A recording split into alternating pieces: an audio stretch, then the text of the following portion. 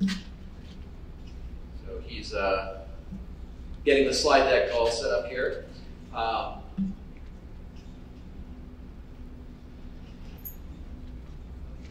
While we're waiting for this, let me give you guys a little bit of a backstory on how I ended up in public relations, because this is something that it goes beyond just business, right? It goes beyond just having a good idea and seeing a way to make some money. From the time that I got out of the Marine Corps until fairly recently, I had run a full-service digital marketing agency. And several years ago, I ended up getting blindsided by a health crisis that nearly killed me. I spent about 2 years on my deathbed during that time, and during that period, my business pretty much withered away to nothing, and we burned through all of my money just trying to stay alive. And it was at that point that I had to get back out into the business world, start over, and start over from less than zero. And in doing that, I ended up leveraging public relations to put myself back on the map. And as that happened, I realized that this is something that everybody needs, right? It's not something that only if you want to be, have a personal brand, or only if you want to run a certain type of company. Every single person in here needs publicity. And that was when we pivoted to focusing entirely on public relations.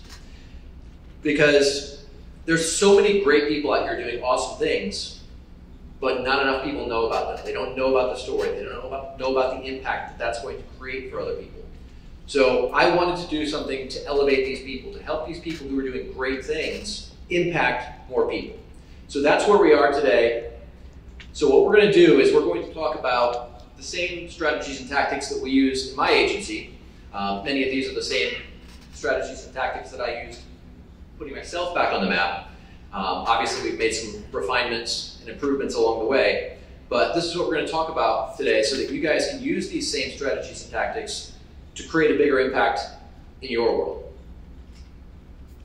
So let's see. There we go. Okay, so let's start. I want to ask all of you guys a question about PR. So why do you think most people don't get featured in the media? Is it because they're not big enough? They don't have a story? They don't have a right publicist? They don't know how? Or maybe nobody likes them secretly?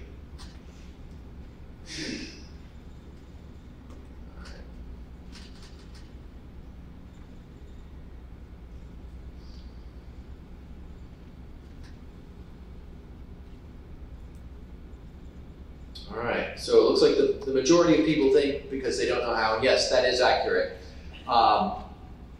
People have thought that they aren't able to get publicity because they think they're not big enough. That's not true. You absolutely can. A lot of people say they don't have a story. Promise you, if I sat down with any one of you and you thought you didn't have a story, I could pull a story out of your head at some point. So everybody's got a story. So what we're going to talk about is how to earn that publicity. All right, so why do we need public relations in the first place? Now, we've all heard, well, we'll come to that in a second. The first thing is, it speeds up the sales cycle. So when you first meet a prospect or a business partner, an investor, whoever, what is it that you have to do? You have to convince them that you're qualified, that you're capable, that you can solve whatever problem it is that they're coming to you to solve. When you've got publicity, you've got this authoritative third-party source out here talking about how you're an expert at XYZ, whatever that happens to be, that's going to shortcut a lot of the BS that you have to deal with in the beginning of a relationship because you've already got that implied authority, right? So you get to shortcut that, and it speeds this up dramatically. So case in point, this is one of our clients. This was the title of an article that he was cited in on Fox Business, right? Now, this is the case where somebody else is saying that he's an expert. Now, if he got up here and talked about how much of an expert he is, it doesn't really carry any weight. When a third-party outlet is saying it, it's an entirely different story. The other aspect is it lets you charge higher prices. Let's say you're going to go to the hospital and you've got some major surgery that's life-threatening. And you talk to the doctor, you talk to two doctors, and one of them's like, well, I'm the best in the world, and I've done all these major surgeries, and I'm cited everywhere in all these medical journals, and I charge $100,000 for this surgery. And you talk to somebody else, and he doesn't have any of those things. He doesn't have the background, he doesn't have the experience, but he does the surgery, right? And he's going to charge you, let's say, $50,000 or $20,000, because he doesn't have that same level of skill, that same level of experience that can be verified.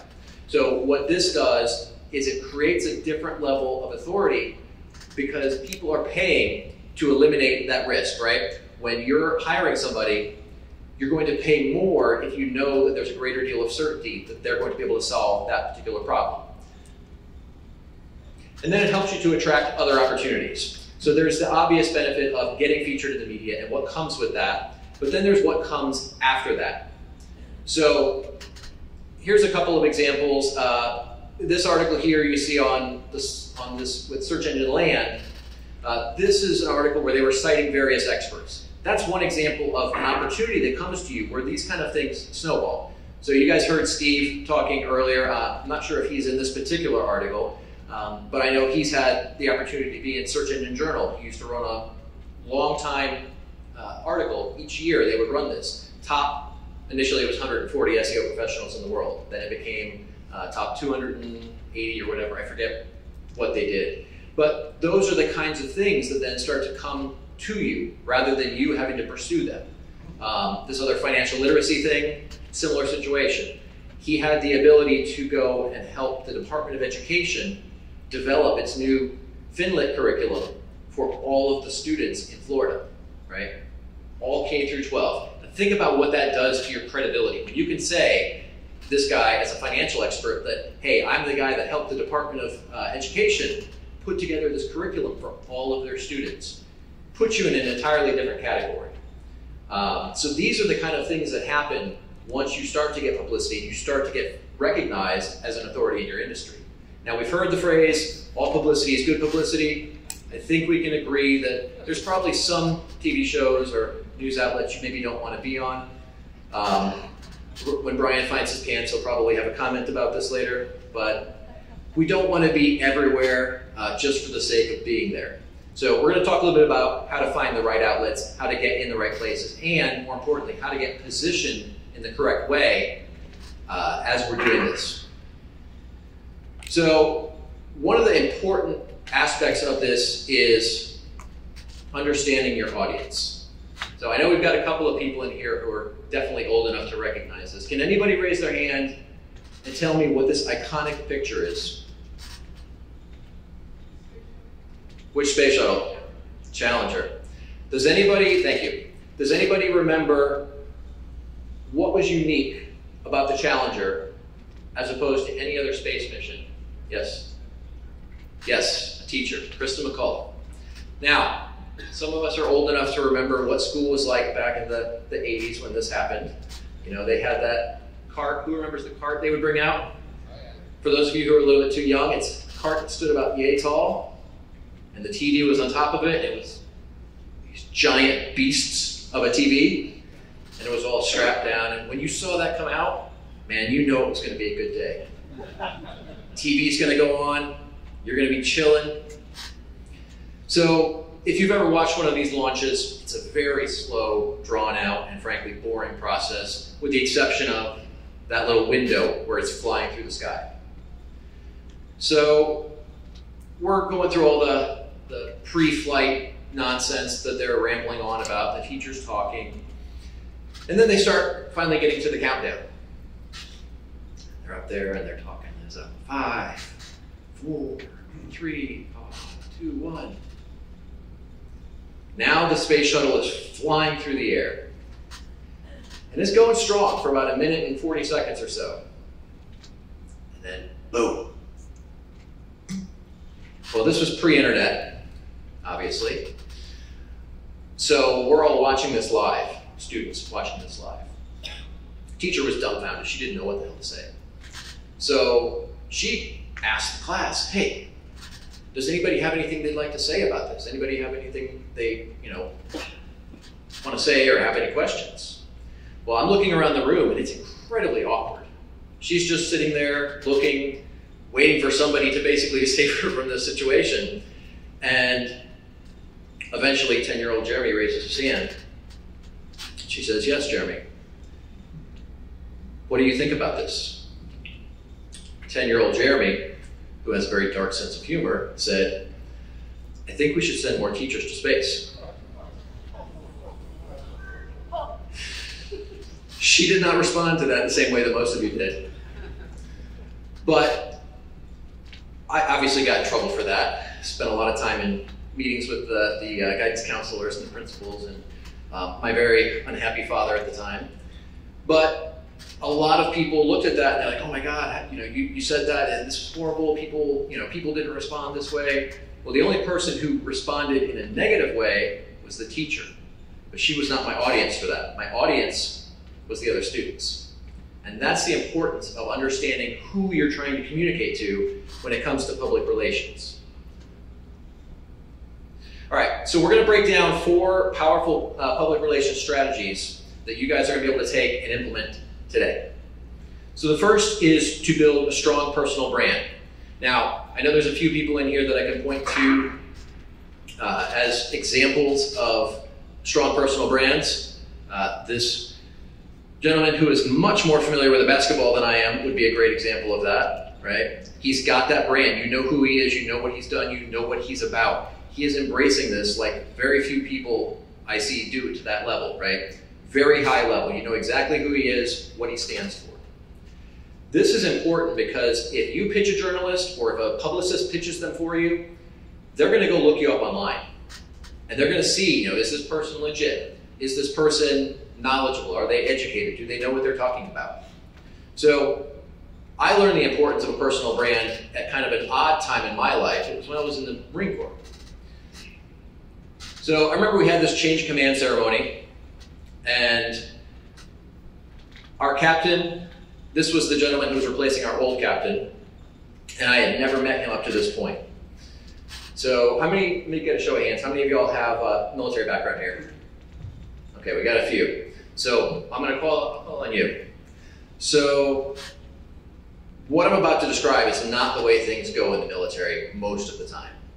So after the change of command ceremony, he comes into the office. I can hear him coming in, and I hear him call me as he's walking towards his office. He's like, Knauff, go ahead and grab the MCI program documents, bring it to my office, and we're going to go over some things we're going to change. Now, how screwed up was the MCI program? Very screwed up. Top to bottom, everything about it was a complete dumpster fire. Everybody in the Marine Corps knew this.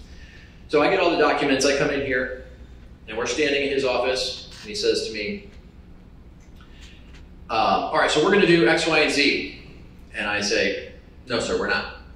I said, here's how we do it. Here's why we do it this way. Here's why that way won't work. And he stops and stares at me for what felt like an eternity, which is a little awkward considering, this guy is a giant mountain of a man, and he's got this booming voice like Mufasa from The Lion King. Y'all remember that? So it was a bit intimidating. Here I was, this young, 19-year-old kid, Lance Corporal, I think at the time. And eventually, he just gives me a nod and says, okay, Lance Corporal, seems like you've got it under control, do it your way. And that highlighted the importance of a personal brand, right? Because I've always, up to that point, had always been told, as most of the older people in here can probably confirm, you don't talk about what you're doing. You don't talk about the things that you're trying to achieve. You just do the work, let the work speak for itself. And that's not how the world works today.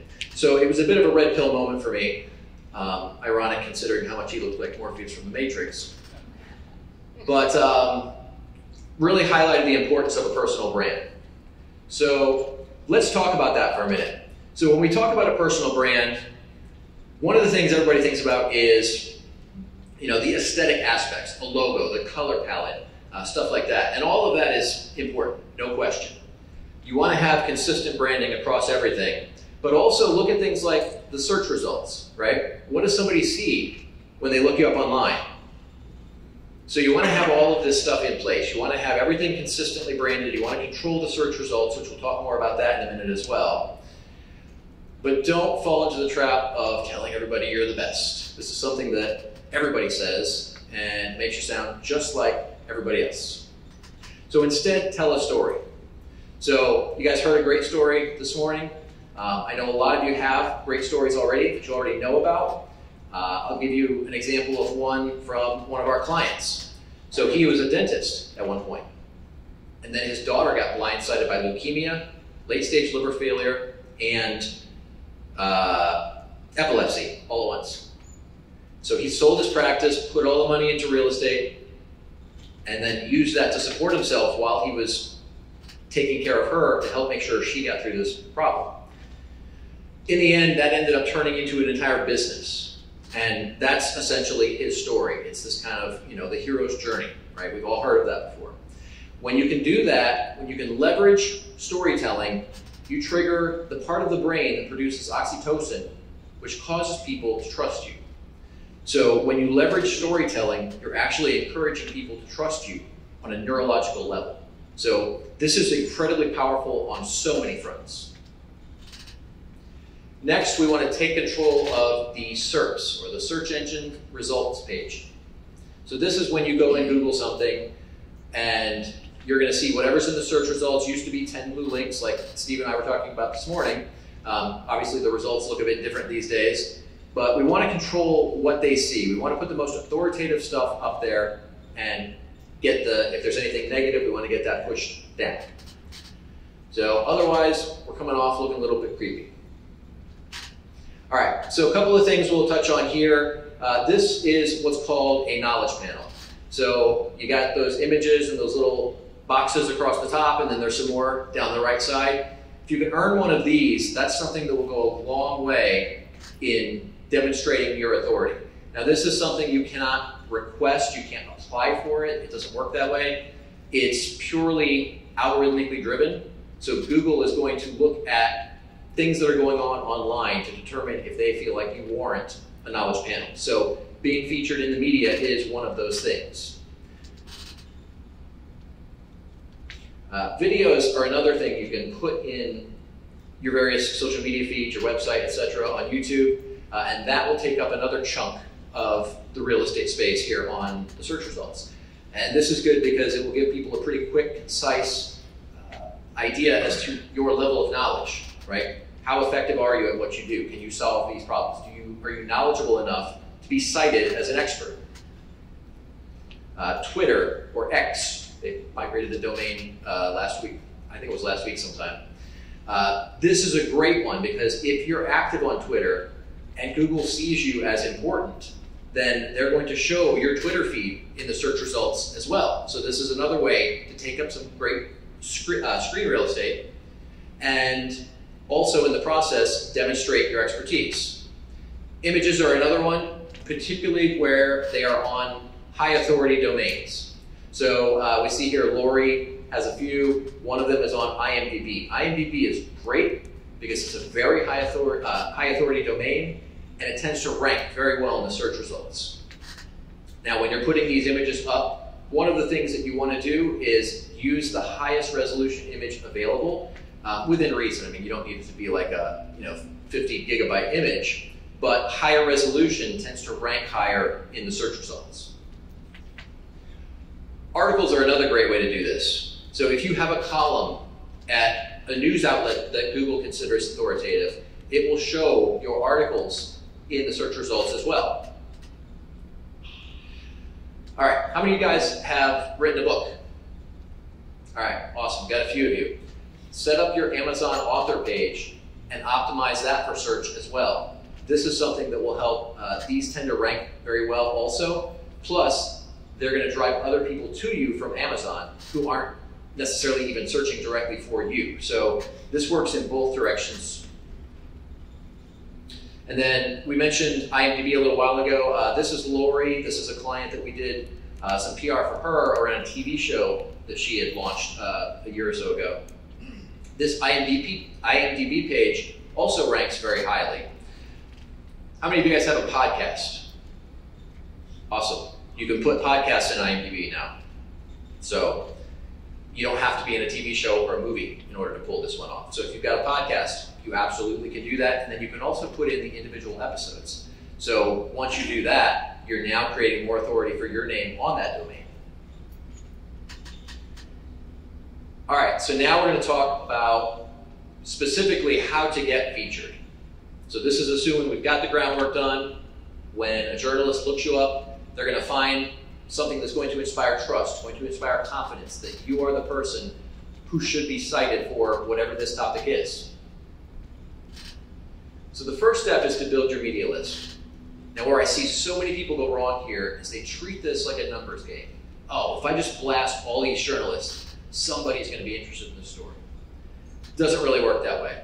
You need to pitch relevant journalists, because look, if you're constantly out here hitting everybody and they're not relevant, you're going to end up getting blacklisted. You're going to end up getting blocked. I mentioned the blacklist. Most people don't know this, but there's actually private blacklists that go around behind the scenes within the PR world, where journalists talk about who's an asshole to them, and then nobody else wants to cite them either. So this is something we want to be really careful about. And also, it's extra effort. Like if you know that it's not a relevant journalist, you're not gaining anything by pitching them. So focus on the right journalists. So if we wanted to start getting a hold of their contact information, there's a lot of ways we can do this. On a lot of outlets, like this gentleman here on the Wall Street Journal, if you go to the Wall Street Journal, for any reporter, you can access their email. You see that little email icon under their name. If you mouse over that, it will actually have a link to email them. And then typically, most outlets will have a Twitter link as well. Twitter, or X, whatever you guys want to call it these days, is where all of the journalists are. Most of them are there. Most of them are active. So this is a great place to not only find their information, but also engage with them, right? We want to build relationships. It's not a thing where we're just going to pitch them and then, they're not like a number. So the more you engage with them in general, beyond your pitches, the more likely that your pitches are to get noticed and turned into some actual coverage. So take it beyond just the pitches, but this is one of the ways to find some contact info for them. Another is to go over to X and search for that particular outlet. So in this case, I put in Fox Business, and if you look through the profiles of all of these folks, you can find the journalists who work at Fox Business. Now, not everybody's going to have that in there, but this is a great way to find a lot of those people as well. We can go to the LinkedIn page for the media outlet also, and then click on that People tab you see right there highlighted in green. When you go to that, this is what you're going to see.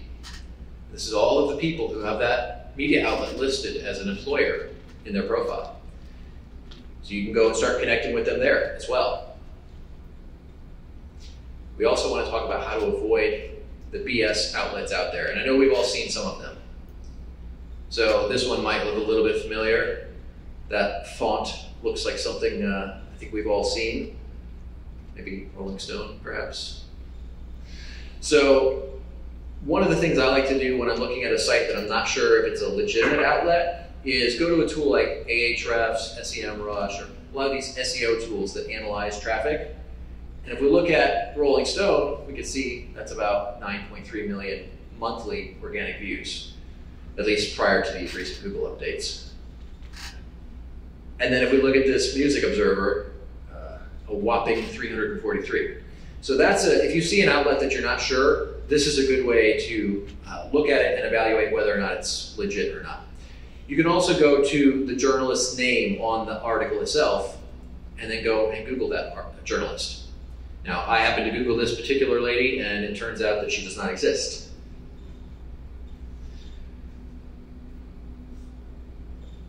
All right. Now, we're going to start pitching our story to the journalists. We have to do something to get their attention, but hopefully not that. We want to use their emotions. We want to hook them. Okay, apparently I've got 5 minutes, so I will talk faster. All right, so we want to hook their emotions. So the first thing we want to do is we want to keep it short. Nobody's going to read a wall of text.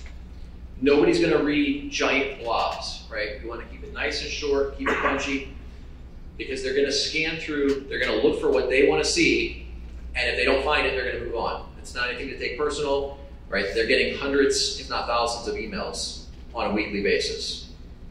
We want to break it into bite-sized chunks as well. So I like to break it into bulleted lists or ordered lists, use bold or italic where it makes sense. I like to keep my paragraphs nice and short, usually max 3 to 5 sentences, but usually I lean towards the smaller end of that, and that just enables them to scan more quickly. And after we've done this, we want to write the subject line. The subject line comes last, and that's because you have to have a smooth segue from what they read when they're first sitting in the inbox to what they read when they're actually reading the email.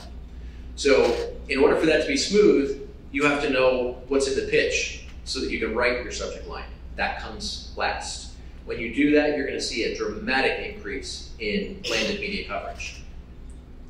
And then we want to follow up. So don't automate this. I see so many people, they'll go and they'll fire up, Go High Level or HubSpot or whatever, and a journalist will just start getting an email every day. Hey, just following up. Hey, bumping this in case it got buried. Hey, quick question. Hey, stop emailing me, right? That's the response you're going to get if you automate this. My rule of thumb is I'm going to send an email. I might send one follow-up. And if it's a breaking news story, and when I say breaking, what most people call breaking news is not. So your company launching a product is not breaking news. Your company breaking ground on a building, not breaking news. If you developed a cure for cancer, yeah, that's breaking news, right? So it has to matter to a large portion of their audience in a significant way, and it has to be time sensitive in order for that to be considered breaking news. Also, don't overdo it. Like I said, I'm generally not going past one follow-up. In rare cases, there may be one other email from there. But you start going overboard, that's when your emails start getting filtered to spam or getting blocked or muted in some way. All right, and then we're going to leverage the publicity. I'm not sure how much time exactly I have left, but basically what we're going to do here is we're going to start taking content. We're going to start taking that publicity and turning it into additional social media content. So in this case, David did what most people do. He took the segment itself and shared that on social media. But then we can also take that segment, we can chop it up into micro content.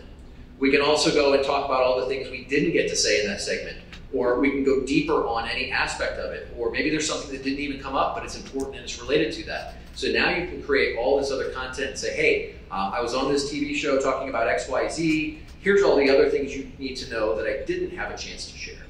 Right? So that's one way to create a bunch of content from this. A press page is another huge one. Now, you can sort this either chronologically or in order of importance, but super, super useful because it's a holding place for literally everything. Are we good still? One last one. All right. That's some of the content. We're going to skip that. That's just a sizzle reel. I think we're, all right, that's the knowledge panel. All right, so that's a wrap then. That's all I got.